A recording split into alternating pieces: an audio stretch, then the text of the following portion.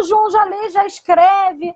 Que coisa maravilhosa. Sendo que as pessoas não entendem que a altas habilidades não deixa de ser também algo para ser tratado, né? Também que a criança ela lê e escreve, ou ela tem uma habilidade para música, para desenho, mas ela tem outras questões também que devem ser trabalhadas. No caso do João, a socialização todo mundo fala assim, o João é super social, super... Não é tão fácil, não. Ele tem uma dificuldade de criar aquele ambiente para brincadeiras, né? É mais difícil para ele. Lidar com as frustrações, para ele, é muito difícil. Eu tenho que mediar várias situações. E para nós pais, às vezes tomar as decisões é bem difícil. Eu vou dar um exemplo, se você me permitir. Sim, A gente colocou o João na natação, né? A orientação até da psicóloga, ele não tem tido, né, as sessões com a psicóloga. Por causa da pandemia, ele chegou a ter remoto, mas agora teve um bebê e quando ela retornar, volta o atendimento dele. Mas eu botei ele no esporte, né? Primeiro que ele estava muito ocioso em casa, estava engordando, não está engordando, né, muito. Ele come muito bem. Botamos ele na natação. Aí ele entrou junto com os primos, o João entrou usando boia, né, como qualquer outra criança. Aí com 3 semanas na natação, a responsável pela natação me chamou e falou, Vanessa, olha, a gente vai ter que trocar. Ele já entrou assim, usando boia, mas já querendo tirar, já querendo um progresso. Sozinho. Com 3 semanas ela falou assim, olha, a gente vai trocar ele de turma, porque essa turma... as crianças já estão usando boia, ele já tá querendo tirar, ele já tá tirando e já fica sem boia, tá bom. Aí foi para uma turma mais cedo, de crianças quase da idade dele. Sendo que ele ficou, acho que, se eu não me engano, 2 semanas nessa turma, e aí ela veio conversar comigo, Vanessa, a turma ficou também assim, o João já evoluiu, ele tá além. Então ele talvez tenha que trocar de turma, é uma turma um pouquinho só mais velha. A piscina não é mais a menor, é a piscina maior, é a olímpica, semi-olímpica, tipo assim. Uhum. Então, assim, quando ele trocou a primeira vez de turma, ele já teve a frustração. Por quê? Ele saiu da turma que eram os primos, que ele entrou com os primos, ele entrou para se divertir com os primos. Sendo que ele teve progresso sem trocar. Aí quando ele teve que trocar de novo, ele teve que sair de uma piscina pequena para ir para uma piscina grande, de uma professora para um professor. Uhum. E aí ele frustrou. Né? Eu me lembro que um dia antes dele começar nessa nova turma, ele teve dor de barriga, ele chorou. Então, todas as decisões que a gente tem que tomar com relação a ele, a gente conversa muito, conversa com ele. Ele estava com medo, a gente falou, olha, nós vamos estar do seu lado. E se você não gostar, você vê que não está dando, fala com a mamãe, fala com o papai, você volta para outra turma. E lá no próprio ambiente lá da academia, a responsável, o professor também observaram muito ele, deixaram ele à vontade, entenderam, porque eu expliquei por que ele acelera muito, tudo que ele vai pegar, ele vai acelerar, ele queima etapas, e às vezes a gente tem que retroceder e não queimar etapas com ele, porque ele é imaturo. Ele é uma criança de 6 anos. Né? Ele lê fluentemente, mas é uma criança de 6 anos. Ele escreve bem, mas ele é uma criança de 6 anos. Né? E assim, como eu falei, as altas habilidades, no caso, o que eu observo dele é da leitura e da escrita. Tá? E ele tem uma facilidade muito, muito grande de localidade. Mapa, estado, capital, essas coisas todas, assim, ele tem uma facilidade geográfica, ele tem uma facilidade muito boa com essa questão de geografia, né? De lugares. Muito me assustou ele antes dos 4, né? Entre os 3 e 4 anos, eu indo e vindo da minha sogra, assim, pegando linha amarela, ele lendo as placas. Estamos chegando no Engenho Novo, estamos chegando no Meia, estamos passando... Então, assim, por onde a gente passa, ele sabe porque ele vai lendo as placas. E aí, depois ele não precisa mais ler as placas. Ele sabe onde ele está, ele memoriza, porque ele sabe por onde ele já passou e o bairro. Então, isso muitas vezes, né, às vezes nos assusta. Assim, ele sempre tem algo que nos surpreenda. Ele fala algo que nos surpreenda. entendeu? Então, assim, o que a gente aprendeu é, primeiro, não ter ansiedade. Eu estava muito ansiosa para fechar um laudo, né? E aí eu falei, não, respira e vamos observando. E vamos ver como vai ser. E agora tem um novo desafio, que ele vai para o primeiro ano, já alfabetizado, né? Lendo, escrevendo plenamente, pós-pandemia. Quer dizer, a gente sabe que as crianças que chegarão no primeiro ano já chegarão com muitas dificuldades, porque ano passado foi um ano que parou a educação. Então, a gente tem pensado muito como vai ser esse ano, mas também tentando acalmar o coração e não sofrer por antecipação, né? E aí eu digo para qualquer responsável que está pai, né, que está fechando qualquer laudo, ter tranquilidade, né, e procurar o mais cedo possível investigar, né, e procurar as terapias possíveis para ajudar. Inclusive, Vanessa, a Maria Cleide, ela colocou assim, ó, Natan também foi diagnosticado com altas habilidades, passei 1 ano investigando com neuro, psicóloga, fono e terapeuta ocupacional, mas quem fechou o lado foi o médico geneticista. Gostei da dica. Gostei da dica. Infelizmente, assim, a Cleide, deixa eu ver se é a Cleide que eu tô... A Cleide é uma amiga minha.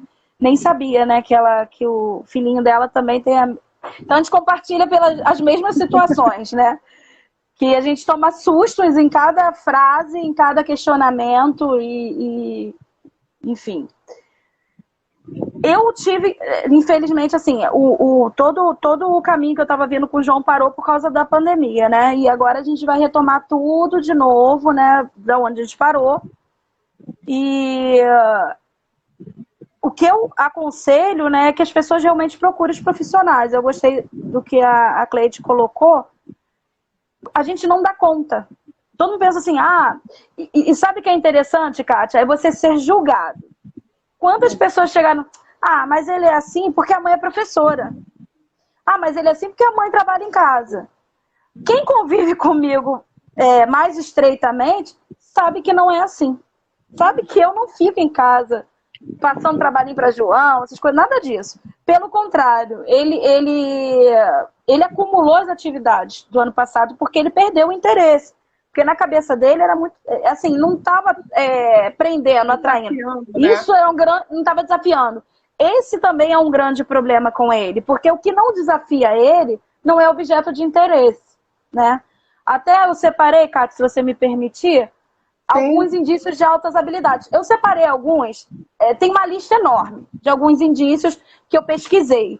Sendo que eu vou falar aqui os que eu percebo nele, tá? Eu vou falar desses indícios que tem de altas habilidades, porque as pessoas ficam assim, mas como eu vou saber se é altas habilidades, se a criança é muito inteligente? Não.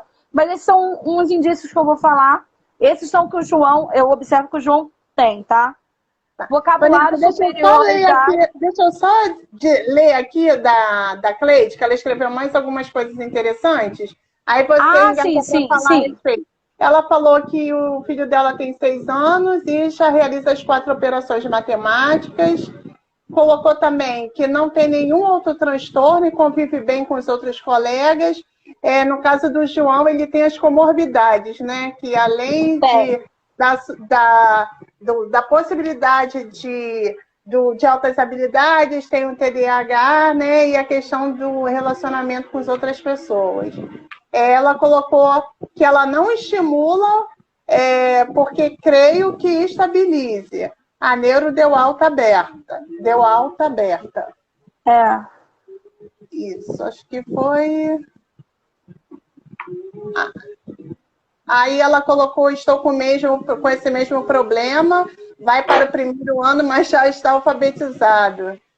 Aí a Carolina, eu pensava assim, né, deve ser genética, risos, né?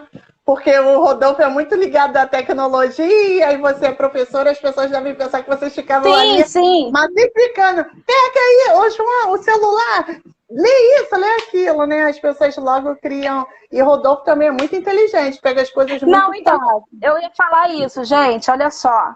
A parte inteligente da família não é a Vanessa, é o Rodolfo, tá? Eu sou professora, não quer dizer que eu sou gênio. O gênio é o meu marido, tá? Se fosse genética, eu puxaria dele. Não tô, lógico, me menosprezando, mas eu vejo o Rodolfo realmente, a Kátia conviveu, sabe que ele... E ele também, foi interessante, sabe por quê? Gente, quando nós fomos para psicóloga, Vanessa é esforçada, é isso mesmo. Rodolfo Eugênio e Vanessa é esforçada, gostei. Kátia, acho que a gente vai passar de 40 minutos. Mas quando nós fomos para a psicóloga, foi interessante que ela começou a também... Que nós fizemos entrevistas, anamnese, teve todo um diálogo, né? E nós percebemos, eu e o Rodolfo saímos da psicóloga e chegamos à conclusão que...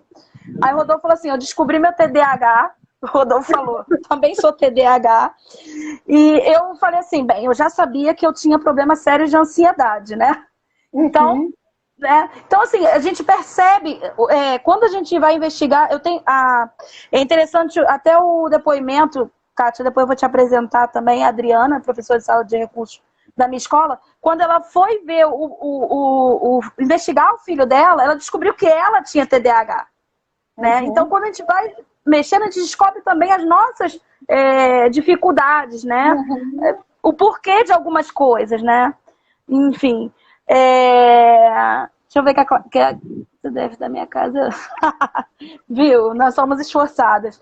Mas, enfim, é interessante, a Cleide talvez perceba muito isso.